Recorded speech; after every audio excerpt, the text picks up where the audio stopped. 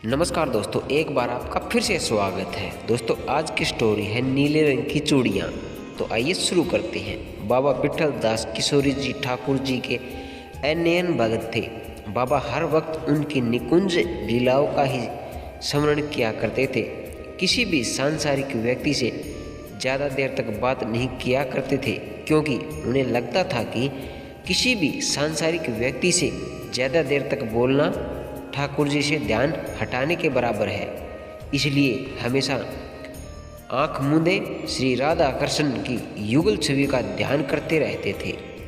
बाबा श्री कृष्ण भगवान को पुत्र भाव से मानते थे और हमेशा उन्हें मेरा लाला और किशोरी जी को मेरी लाडली कहकर पुकारते थे। एक दिन बाबा विठल दास जी अपने घर के बाहर बैठे किशोरी जी का ध्यान कर रहे थे। तभी एक चूड़ी बेचने वाली आती है।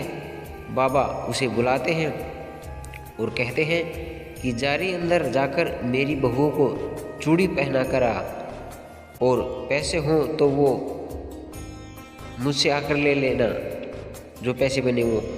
तब चूड़ी बेचने वाली अंदर चली गई और थोड़ी देर बाद बाहर आई। बोली, बाबा 8 रुपये है। बाबा ने पूछा, 8 रुपये कैसे हुए? चूड़ी बेचने वाले ने कहा, बाबा तुम्हारी 8 बुएं थी और हर एक को मैंने 1 रुपये की चूड़ी पहनाई। लेकिन बाबा बोले, मेरे तो 7 बेटे हैं और उनकी 7 बहुएं हैं, फिर ये 8 बुएं कैसे?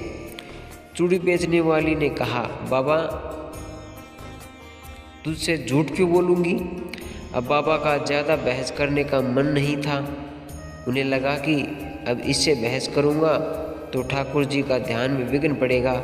इसलिए उन्होंने उस मणिहारिन को 8 रुपये ही देकर विदा कर दिया और अपने युगल सरकार का ध्यान करने लगे।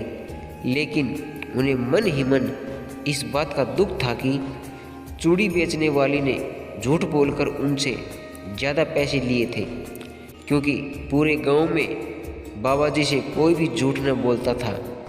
वो इस बात की चिंता में थे कि मुझसे उस चूड़ी बेचने वाली ने झूठ क्यों कहा। रात्रि में बाबा को सोते हुए सपन में किशोरी जी आती है और कहती है, बाबा ओ बाबा। मंत्र मुग्ध होकर किशोरी जी को प्रणाम करते हैं।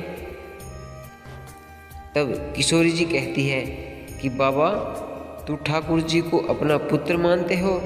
बाबा बोले, ठाकुर जी तो मेरे बेटे हैं, मेरा लाला है वो। तब किशोरी जी कहती है, यदि ठाकुर जी तुम्हारे बेटे हैं तो मैं भी तो तुम्हारी बहू ना हुई ना? बाबा बोले, हाँ हाँ बिल्कुल बिल्कुल मेरी लाली। फिर किशोरी जी कहती है, फिर तुम दुखी क्यों होते हो? जब चूड़ी बेचने वाली ने मुझे भी चूड़ियाँ पहना दी तो तब बाबा फूट फूट कर रोने लग जाते हैं और कहते हैं कि हाय कितना अभागा हूँ मैं।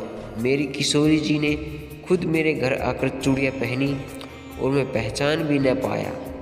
तभी किशोरी जी अंतर्ध्यान हो जाती है और बाबा की नींद खुल जाती है। और फिर अगले दिन वो चूड़ी बेचने वाली उनके घर पर फिर से आती है और बाबा कहते हैं कि आगे से 8 जोड़ी चूड़ियाँ लेकर आना और मेरी सबसे छोटी बहू के लिए नीले रंग की चूड़ियाँ लाना। धन्य है ऐसे भगत को जो किशोर जी से ठाकुर जी से अपना संबंध स्थापित करते हैं और उसे पूरी तरह से निभाते हैं। जय श्री राधे, जय श्री कृष्णा। दोस्तों आपको ये कहानी कैसी लगी? उम्मीद है अच्छी लगी होगी। अगर आप भी राधा रानी से प्यार करते हैं तो वीडियो को लाइक और सब्सक्राइब जरूर करिए। मिलते हैं अगले वीडियो में।